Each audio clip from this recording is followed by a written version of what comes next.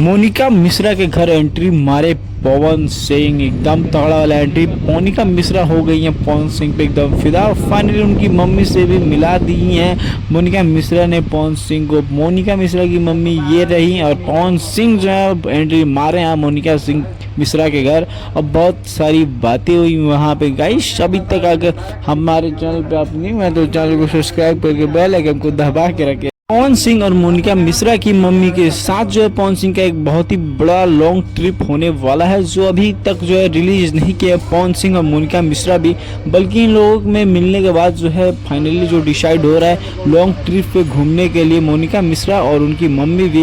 ये लोग फाइनली मिलने के बाद ये लोग घूमने वाले भी। अब कहाँ घूमने वाले ये तो नहीं है, बट आप लोग अपने अंदाज से लगाइएगा अंदाज कि कहाँ ये लोग घूमने जाएंगे। जो बहुत ही बढ़िया लोकेशन होना चाहिए। अदर इंडिया तो इंडिया में नहीं घूम सकता, अदर ही कंट्री में ये लोग जाने वाले हैं, बट जरूर कमेंट करके आप लोग बताइएगा।